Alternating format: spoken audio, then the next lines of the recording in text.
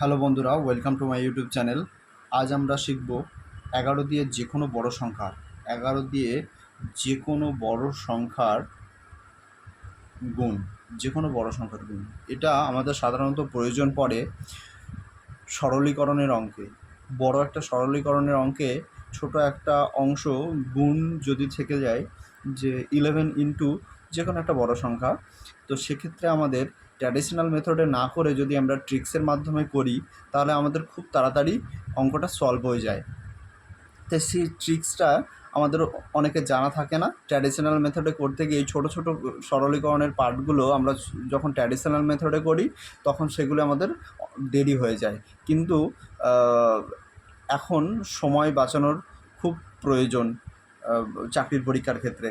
তাই সেক্ষেত্রে আমরা এই ছোটো একটা ট্রিক্সটা জেনে নিই, যে 11 দিয়ে যদি কোনো সংখ্যার যে কোনো বড় সংখ্যার যদি গুণ থাকে, তাহলে আমরা অনায়াসে পেন ইউজ না করেই কি সংখ্যাটা সরাসরি কীভাবে বসিয়ে দেবো উত্তরটা, গুণের উত্তরটা। ঠিক আছে। আচ্ছা, এর শুরু করার আগে আমি বলতে চাই যে যদি ভিডিওটি তোমাদের ভালো লেগে থাকে, আর তাহলে সবাই কমেন্ট করে জানিও, আর একটা লাইক করে দিও।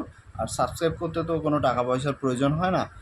যদি ভালো লাগে তবে সাবস্ক্রাইব করো, নতুবা সাবস্ক্রাইব করার দরকার নেই। ঠিক আছে, ওকে, আমরা শুরু করি। আচ্ছা, প্রথমে একটা উদাহরণ নিয়ে নিই। 3টি উদাহরণে আমরা শিখবো টোটাল। ঠিক আছে, প্রথমে উদাহরণটা একটা স্টেপ ওয়াইজ ধীরে ধীরে শিখবো, তারপরে এগুলো স্পিডে করার চেষ্টা করব। ঠিক আছে। আচ্ছা, 11 ইন্টু, আমি নিয়ে নিচ্ছি খুব একটা সাধারণ সংখ্যা নিয়ে নিই, 3 কি 4 ডিজিটের। আচ্ছা, 5, 3, 2, 6, এরকম একটা সংখ্যা রয়েছে। প্রথমের স্টেপ আমাদের কি হবে? প্রথমের স্টেপ হবে এই পাশের সংখ্যাটা 6, আর এই পাশের সংখ্যাটা আমরা প্রথমে লিখে নেব। লিখে নেওয়ার পরে তারপরে আমরা পার্শ্ববর্তী পাশের সংখ্যাটা এই ডান দিক থেকে শুরু করে পাশের সংখ্যাগুলি যোগ করতে করতে যাব। ঠিক আছে, দিয়ে আবার এটার সঙ্গে যোগ হয়ে গেলে এটার সঙ্গে এটা আমরা যোগ করব, হবে। তারপর আবার এটার সঙ্গে এটা আমরা যোগ করব। আচ্ছা, যোগ করে বসাই। আচ্ছা, কত হচ্ছে তাহলে 8, কত হচ্ছে তাহলে 5, কত হচ্ছে 8। তাহলে এটাই আমাদের উত্তর হয়ে গেল। ঠিক আছে, এটাই আমাদের উত্তর হয়ে গেল। আচ্ছা, আর একটা উদাহরণ নিই।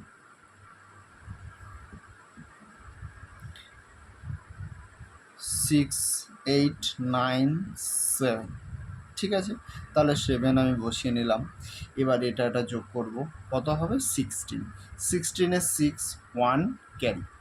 ঠিক আছে, তারপরে আবার এটার সঙ্গে এটা আমরা যোগ করব, তাই তো জানি, এর আগেটা তাই শিখেছি। আচ্ছা, তাহলে কত হচ্ছে 17। 17 আর 1 18-এর 8, 1 ক্যারি। আবার এটার সঙ্গে এটা যোগ করব, কত হচ্ছে 14, 1 15, 15-এর 5। ঠিক আছে, 15-এর 5, 1 ক্যারি। এই যে আমরা শেষে জানি, শেষের সংখ্যাটা আমরা লিখে নিয়েছিলাম 5। এর আগের ক্ষেত্রে ক্যারি ছিল না, সেই জন্য আমরা সরাসরি 5ই বসিয়ে দিয়েছি। কিন্তু যদি আমি এখানে 6 মানে যদি আমি বসিয়ে রাখতাম, তাহলে যে 1 যে ক্যারি ছিল সেটার ক্ষেত্রে কী হয়ে যেত, 7 হয়ে যেত। ঠিক আছে। আচ্ছা, আর একটা উদাহরণ নিয়ে নিই। ঠিক আছে, আর একটা উদাহরণ ক্যারি সহ আমরা দেখি। 11 ইন্টু 6, 5, 8, 7, 3। ওকে। আচ্ছা, প্রথমে আগে লিখেই নিই। এদিকে 6 এটা, ঠিক আছে, এদিকের এটা 3 লিখে নিলাম আমি। ঠিক আছে, এবারে স্টার্ট করি যোগ করা। কত হবে 10, 0, 1 ক্যারি। প্লাস করতে করতে এগোতে হবে, কত 15, 1 16-এর 6 হাতে ক্যারি। ঠিক আছে, আবার এটা যোগ করব, 13, 1 14-এর 4, 1 ক্যারি। আবার এটা যোগ করব, 11, 1 12 হাতে আবার ক্যারি, 6 থাকছে। এই 1টা এই 6টা কেটে যোগ হয়ে গেলে কত হবে 7। ঠিক আছে, এই হয়ে গেল আমাদের উত্তর। আশা করি সবাই বুঝতে পেরেছো। আর একটা ছোট্ট আমি উদাহরণ দিয়ে বলছি আবার, 5, 6, 7। ওকে, 5, 6, 7। তাহলে 7 লিখে নিলাম, 5 লিখে নিলাম। কত হচ্ছে 13-এর 3, 1 ক্যারি। 11, 1 12, 12, 12-এর 2, 1 ক্যারি। এটা কী হয়ে যাবে তাহলে আমার 6 হয়ে যাবে। ঠিক আছে। আচ্ছা, তাহলে স্পিডে করতে পারবো আমরা। স্পিডে কিছুই না, তাহলে আমরা কি করছি, স্পিডে ওসব লেখার কিছু দরকার নেই। 7, 13, 13, 3, 1 ক্যারি, 11, 12, 1 ক্যারি, 6 হয়ে গেল। এভাবে যদি করি আমরা, ঠিক আছে, তাহলে সবাই বুঝতে পেরেছো।